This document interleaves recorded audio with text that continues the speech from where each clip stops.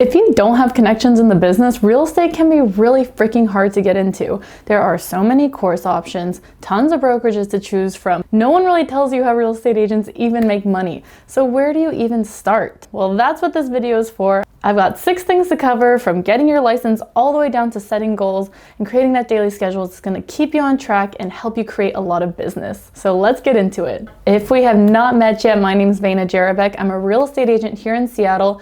I started in the business when I was 18. I grew up in real estate, so I've been around it for a long time. So when I turned 18, I made the hard decision to skip college, got my real estate license, went all in into the business. I've seen a lot of success, and now I'm growing my team here in Seattle to help them do the same, while still remaining active in the business myself. So I've got 6 things to cover. We're gonna talk about my advice and top tips for getting started in real estate. And by the way, if you don't mind taking a second to drop a like and a subscribe, that'd help me get this content out to all the people who need some help getting started on their real estate journey. Thanks a lot. So number 1, what is a real estate agent's job? A lot of people don't even know what these guys do. Yeah, we've seen Selling Sunset, we've seen HGTV. We know they help buy and sell houses, right? Real estate agents represent buyers and sellers of property. So you can work commercial, you can work residential, you can work luxury, you can work with investors. Most people start residential. And to earn that commission, you need to have a real estate license. Just like to practice law, you need a lawyer license. Just like when you practice law, you need to pass the bar exam. If you want to practice being a real estate agent, you need to pass the real estate exam.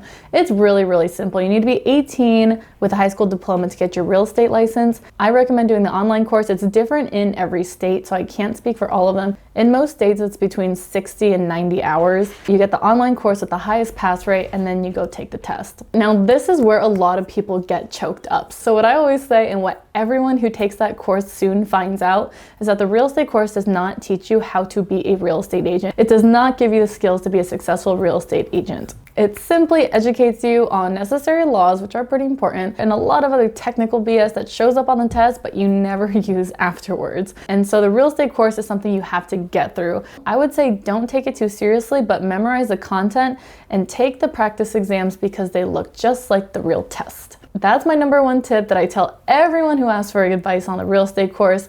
Take practice exams until you're passing them consistently. When you get an answer wrong, write it down or write the real answer, and that should prepare you to pass the first time. Pretty simple, right? You can get on your state's Department of Licensing website, and if you search up real estate agent, it'll give you all the requirements and a list of recommended courses. Just make sure it's approved by your state and it has a high pass rate. Even if it costs a little more money, at least you pass the first time and you can get that license ASAP. That's kind of the goal, right? So once you get that license, number 2 is you're going to need to sign up with a brokerage. You can't practice real estate as a newbie without being licensed with a brokerage. So you have to choose one to hang your license with. And there are tons to choose from. There are tons of different kinds of brokerages, different brand names, different perks, different splits, different structures. Some have huge offices, some are totally in the cloud. So we've got big box and small box, which are like the Keller Williams, the EXP, the Compass, the Windermere, the Century 21. And then we've got small box, which are going to be our local independent family-owned businesses. Once you're with a brokerage for 3 years, then you can open your own brokerage. And the reason people stay with the brokerage instead of opening their own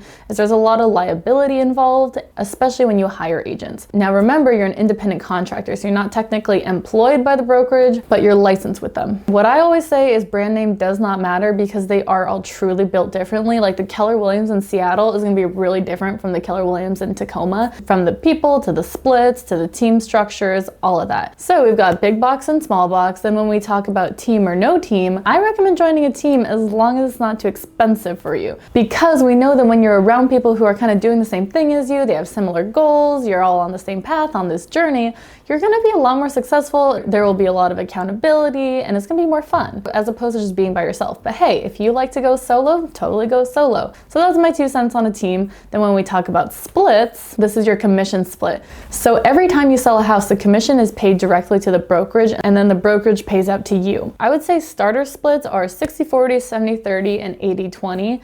And this all depends on what the brokerage offers you. I always say don't give up more than 50% of your check. That's just kind of a scam. Like, you worked so hard, right? Unless you're getting super heavy mentorship or partnering with someone. There are brokerages who will do 100% with some like per transaction fees, like $500 a transaction, or monthly desk fees like $400, $500 a month to have a desk in the office and you get 100% of your commission.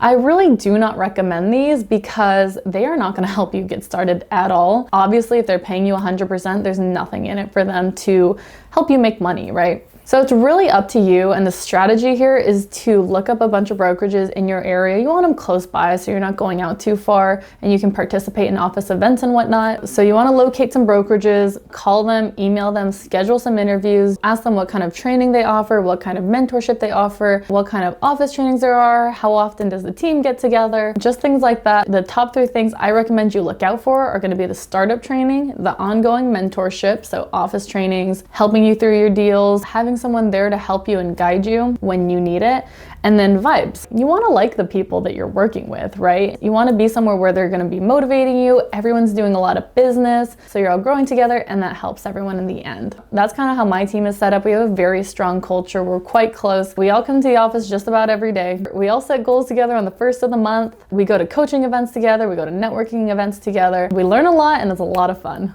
The other thing too on brokerages is some offer leads and some don't. So when they're giving you leads, like a buyer's agent type of situation, they'll probably take more, maybe 50 or 60%, but it will be consistent business. My brokerage does not give leads. We are given the tools and the training, but we're not given the actual leads. And so it's really a personal choice. Yes, you can go to a brokerage that gives you leads and you'll learn pretty quickly because the business is pretty consistent, but at the same time, you're giving quite a bit of your check away. So on the flip side, you learn how to generate business, deal with rejection, build the skills. So it's going to be a lot of hard work, but it's going to be worth it because you get paid more. So that's the laydown on brokerages. Like I said, you have tons of options and a lot of them are going to want you because when you make money, they make money, right? So in your interview, you are interviewing them just as much as they're interviewing you. You want to make sure it's a good fit for each other. It's kind of like a first date.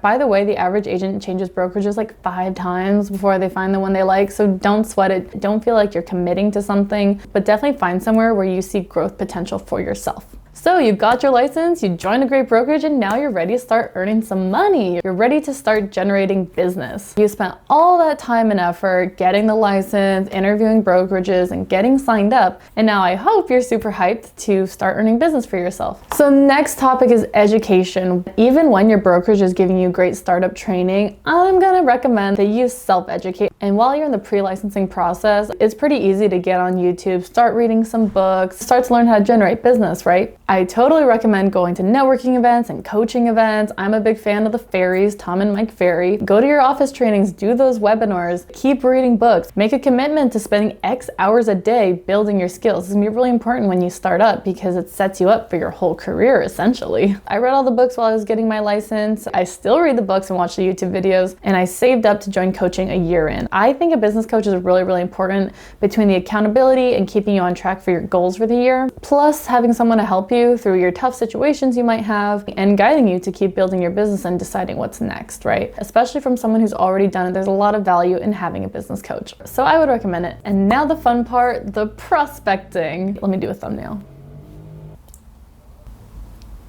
Anyways, so you're prospecting for clients. This is the lifeblood of your business, especially if you don't get leads from your brokerage. You're gonna need to be prospecting all the time as a new agent. The real hustlers will prospect for 8 hours a day, literally on the phone 8 hours a day. Like I said, your brokerage is gonna give you the tools to start prospecting, whether it's calling tools, scripts. Your scripts are gonna be really important, and role-playing scripts 3 to 5 times a week will help you memorize them and be really successful in them, even after you memorize them. So there are a bunch of different ways agents generate business. You can cold call, you can door knock, you can hold open houses, you can network, you can leverage social media, you can build a geographic farm, you can network with other agents, you can network with retiring agents, you can host events and training. There are tons of ways, and normally the top ones for new agents are going to be the cold calling, the door knocking, and open houses. So without going into too much detail on each one, I started with cold calling. I would do circle prospecting, where I would pull numbers from a certain neighborhood of a listing that recently listed or sold, and I would just prospect around that listing. asking if anyone else was interested in selling. And because we're in a crazy housing crisis, a crazy seller's market, we need more sellers. So prospecting for sellers, number one, helps our market. Number two, makes you a very, very strong agent. Have you heard it before? List to last. Being a listing agent takes significantly less time than showing buyers around. So you can really do a lot more business with substantially less effort. And being a listing agent makes you very, very strong. For example, when I take people onto my team, we only prospect for sellers. We don't really prospect for buyers, because the way I personally think about it is that buyers come pretty easily, especially if you have a social media presence or just a substantial network of people that you talk to every day. Buyers will come. But working on listing, there's a lot more opportunities, not just to generate listings, but to do some off-market deals and make some money wholesaling or doing personal investments for yourself. And that's kind of where I'm at. I've been in real estate for a few years, so I'm diving into the world of investing now. It's been really fun. I've got a lot of other videos about it, but regardless of your goal, this video is just covering how to get started in real estate, because my goal when I started was to make a lot of money to buy properties, right? So I'm there and I get to do a lot of fun stuff. Like I said, watch my other videos if that's something that interests you. All right, so we're prospecting for business. We are getting clients. Our mentors at our brokerage are helping us through the deals. We're getting the hang of it, right? So what's next? What are my last parting tips for new real estate agents? Number one is going to be build your discipline. When you become a real estate agent, you are working for yourself. Regardless of who your broker is, you are running a business, and you have to wake up every day and generate new business in order to keep making money. No one else is really telling you what to do. Your schedule is your own, and you have total free will to do whatever you want all the time. And this is an issue for a lot of agents, because maybe when they get 2 or 3 deals, they start getting complacent. Oh, I already have some closings on the way. I don't need to work. Where's next month's paycheck coming from? Mike Ferry says if you don't have 20 deals in your pipeline, you are not a real estate agent. You are a hobbyist. Tough love, Mike, but it's true, and it helps you keep your goals in mind and keep your sights set on what you want to accomplish. If you're an entrepreneur, you probably have really big goals. You probably have huge dreams, and you need to write those down. That's number 2, is have your goals written down. Decide what you want in the next 12 months, in the next 6 months, in the next 1 month, and this week, and create that daily schedule that has your prospecting hours outlined every single day so that you don't miss it. It's very easy to get distracted and focus on things that are not income producing. So if you can build the discipline to stick to that schedule and that business plan that will help you reach your goals, nothing can stop you. And then my number 3 piece of advice, and we'll wrap up right here, is to start thinking about investing. So if you want to create long-term wealth, you're gonna need to own property. So if you want to build long-term wealth, and a lot of people get into real estate for this reason, is they want to eventually own property, right? Owning rental properties creates passive income, it creates equity, your houses are appreciating every year. And I set myself to buy real estate by 20 years old by working backwards. I know I need 2 years of employment. I know I need a 620 credit score.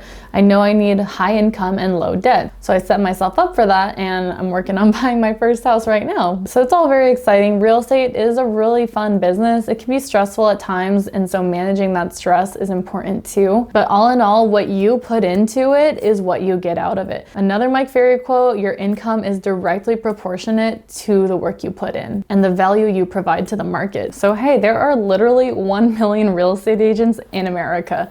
So what's gonna make you different? Find your niche, find your tribe. For me, I found a lot of success in helping the younger generation start buying houses and to use real estate as a vehicle to create wealth for their future and their family. But yeah, Tom Ferry says find your tribe, get on social media, reach out to everyone you know, let them know you're in real estate. You never know what might come out of it. So those are my top tips for new real estate agents. I think that was pretty exhaustive. Let me know what your questions are below. I have other videos on what to do if you can't get your real estate license, how to do real estate as a side hustle, how to start investing, and my investing plan. So check them out and let me know what I can do to help you take the next step in your real estate journey. Thanks so much for watching, and like I always say, good luck.